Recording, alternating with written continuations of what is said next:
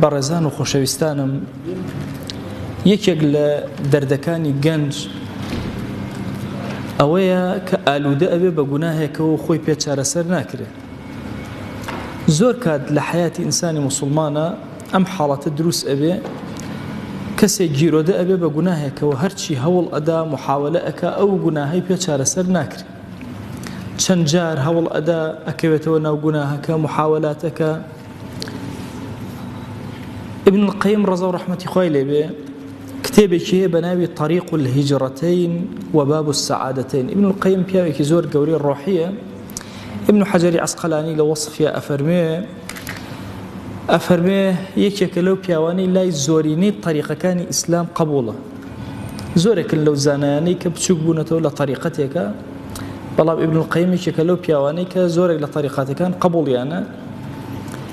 و هەندێک لە عولەمانەوە 8 کتێبی ئەمیان ژماردووە و توانە 8 کتێبی نووسیوە. ئیتە کتێبەکانی 2 مجلد و مجلد و 10 مجلد و وهكذا. لەو کتێبە جوابی ئەم پرسیارە ئەداتەوە، ئێمە چی بکەین بۆ ئەوەی لە گوناه نەجاتمان بێ، ئارام گرین لەسەر گوناه، سەبر گرین. ئەبینی جاری وهەیە کەسێک مۆبایلێکی بەدەستەوەیە، ئیتر ئەو مۆبایلە ئەبێتە خواردنی، ئەبێتە باوکی، ئەبێتە دایکی، ئەبێتە برای، ئەبێتە کەسی، هەموو ژیانی لەگەڵ مۆبایلەکە تەواوەکە. هەموو جارێکیش لەسەر ئەم مۆبایلە تووشی گوناه هەبێ.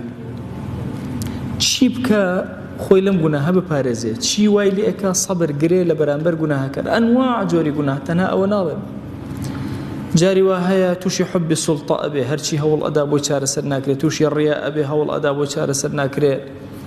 تووشی عەدەم خوشوع ئەبێ، لەناو نوێژەکانی هەر ئاگای لە خۆی غافڵێکی تەواوە، هەرچی ئەکا پێی حەل ناکرێت. هەموو ئەمانە دەردن.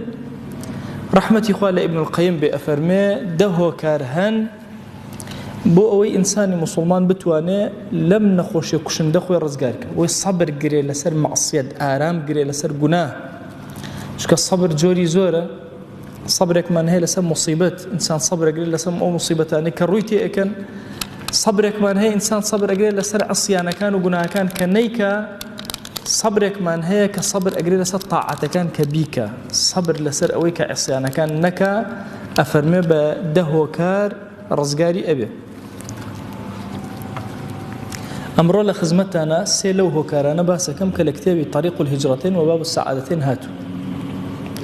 یەکەم دانە ئەفەرمێ علم العبد بقبحها ورذالتها ودناءتها وأن الله إنما حرمها ونهى عنها صيانة وحماية عن الدنايا والرذائل كما يحمي الولد الشفيق والوالد الشفيق ولده عما يضره، وهذا السبب يحمل العاقل على تركها ولم يعلق عليها وعيد بالعذاب. أفرمي كم دانيان أو إنسان بزان جناه كان قبيحة.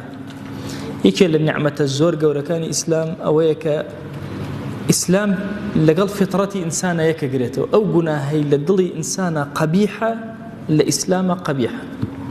حتى زياتر لسر جناه وضرري جناه وخرابي جناه وتأتي أوجور جناهي كخود توشي أبي زور أخوانيته، حتى زياتر أخوانيته زیاتر تێ ئەگەیت و چاوت ئەکرێتەوە دوورەکەویتەوە لە گوناهەکان و سەبر ئەگری.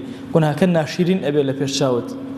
چونکە ئینسان مەهماکان هەوای بەهێز بێ، ئەگەر عەقڵی توانی وردە وردە کۆنتڕۆڵ کا و زاڵ بێ بەسەر هەوا و نەفسیە، یان عەقڵی لایەنی عەقڵی بەهێز کرد، ئیلا زاڵە بێ بەسەر هەوا و نەفسیە و لە گوناهەکان دوورەکەوێت. ئەفەرمێت چۆن باوکێکی زۆر بە شەفەقەت و بە سۆز مناڵەکەی خۆی ئەپارێزێ، ئەگەر ئینسان بێت و بە وردی لە گوناهەکان بپێچێتەوە و خراپەکاریەکانیان و عەذابەی چاوەڕێیان ئەکا، ئاوا نەفسی خۆی ئەپارێزێ لەو گوناهانە و نزیکی ئەو گوناهانە ناکەوێت. کەوابوو خاڵی یەکەم بۆ خۆپاراستن لە گوناه بریتێ لە عیلم بە گوناه. چەندێ عیلمێ زیاتر بێ بە گوناه ئەوەندە دوورەکەویتەوە لە گوناهەکە. چەندێ ضەررەکانی زیاتر بزانی ئەوەندە زیاتر دوورەکەویتەوە. زەرەکانی گوناه زۆرن. هەر یەکێک لە گوناهەکان ئەگری هەزاران زەرری گەورە و هەزاران جۆری گوناه لەگەڵ گوناها کۆ ئەبێتەوە لە پەنایە.